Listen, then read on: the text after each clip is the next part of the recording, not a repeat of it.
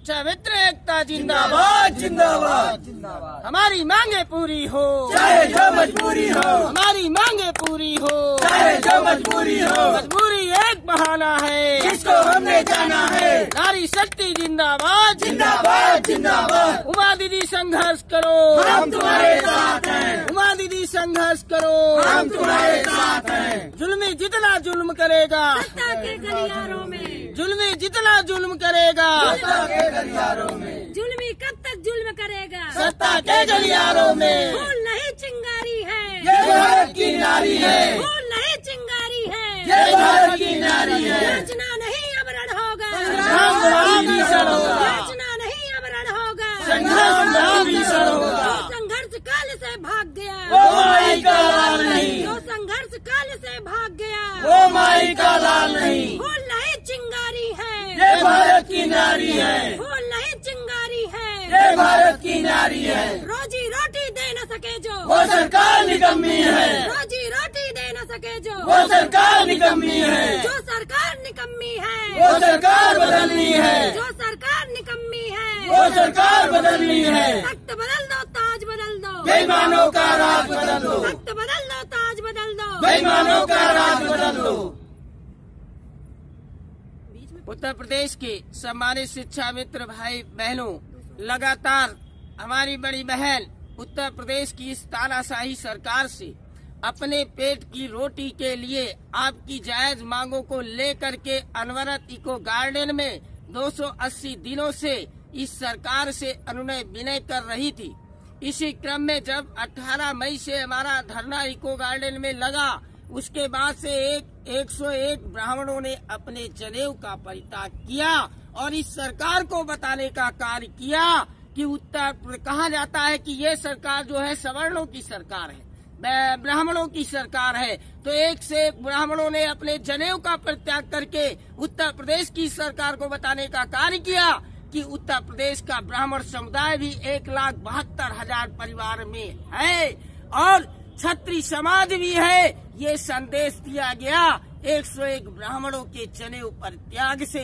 उसके बाद भी जब इस सरकार के कान में जूं रेंगने का कार्य नहीं किया तो हमारी बड़ी बहन के नेतृत्व में उत्तर प्रदेश की बहनों ने सुहागन होते हुए भी अपने केसों का परित्याग करके ये बताने का प्रयास किया कि 1,72,000 शिक्षा मित्रों के साथ जो अन्याय इस सरकार ने किया है वो असहनीय है और उसके साथ तत्काल उसका मान सम्मान वापस किया जाए। लेकिन उसके बाद आनन फानन में उत्तर प्रदेश के उप मुख्यमंत्री डॉक्टर दिनेश शर्मा जी के द्वारा एक हाई पावर कमेटी का गठन किया जाता है और उस कमेटी में हमारी बड़ी बहन के द्वारा 1,72,000 परिवार में से 1,000 शिक्षा मित्रों की मौत हो जाने के पश्चात माननीय उप मुख्यमंत्री जी से अनुसूची 9 की मांग की जाती है, जिस पर डॉक्टर दिनेश शर्मा जी के द्वारा कहा जाता है कि मैं सोच रहा हूं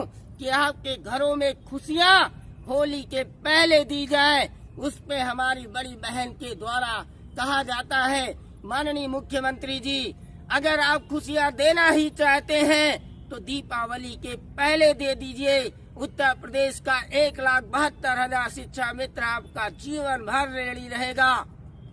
उस पर माननीय मुख्यमंत्री जी के द्वारा आश्वासन दिया जाता है, लेकिन हम लोग इको गार्डन में लगातार धरना प्रदर्शन के माध्यम से लोकतंत्र में जिस प्रकार से लोकतांत्रिक तरीके से आंदोलन किया जाता है, इस समाज के लिए, इस बुद्धिजीवी वर्ग के लिए एक मिसाल कायम करने का कार्य हमारी बड़ी बहन ने किया है।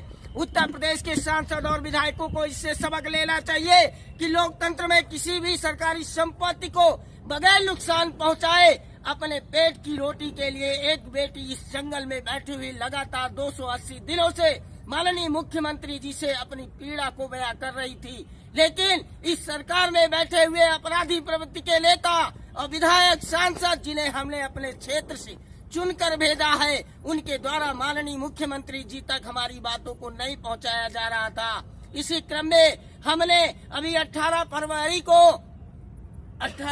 जनवरी को एक आंदोलन किया। आंदोलन के माध्यम से हमने अपनी ताकत को उत्तर प्रदेश ही नहीं भारत सरकार को बताने का प्रयास किया कि वाकई में 1,72,000 परिवार के साथ अन्याय हुआ है। आप इसको स्वीकार करिए। और संविधान में जो भी नियम बनाए जाते हैं, आप बार बार कहते हैं सुप्रीम कोर्ट का आर्डर है। मान्यवर, बताना चाहता हूं कितने ही सुप्रीम कोर्ट के आर्डर आए जिन्होंने आपने जो है वोट बैंक की राजनीति के लिए अध्यादेश ला करके अनुसूची 9 के माध्यम से उन्हें डिस्पोज करने का कार्य किया। लेकिन 1,72,000 परिवार जिसका मान सम्मान चला गया, आज समाज में उसे द्वेषपूर्ण निगाह से देखा जा रहा है। उनके बच्चे भुखमरी के कगार पे हैं, उनके माता पिता की दवाई नहीं हो पा रही है। ये विचारणीय प्रश्न है इस सरकार के बुद्धिजीवों के सामने। और लगातार 10 महीने से आंदोलन चल रहा है। सरकार का कोई भी नेता, सांसद, विधायक आज तक ये पूछने नहीं आया कि एक बहन इतने दिनों से संघर्ष कर रही है, किस लिए बैठी है, कैसे तकलीफ काट रही है। ये हमारे चुने हुए नेता हैं। आने वाला समय है, 2019 का चुनाव नजदीक है।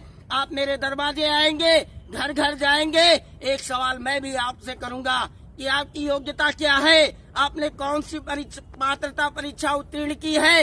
अगर सबके लिए एक पात्रता परीक्षा जरूरी है तो इन सांसद और विधायकों के लिए भी एक पात्रता परीक्षा होनी चाहिए।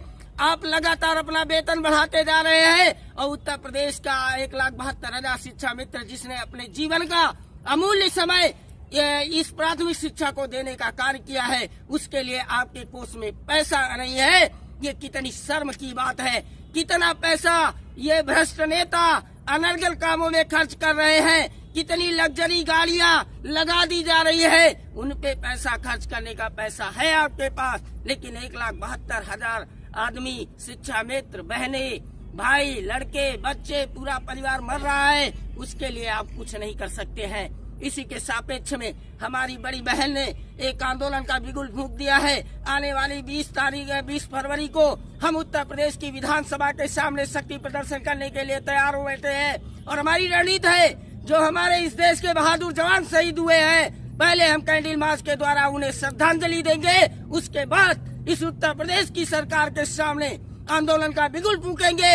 अगर इसने हमारा मान सम्मान 20 तारीख को वापस नहीं किया तो इस लखनऊ की धरती को लहूलुहान करने के लिए हम अपने कदम को बढ़ा देंगे और इसकी संपूर्ण जिम्मेदारी उत्तर प्रदेश सरकार की होगी। धन्यवाद।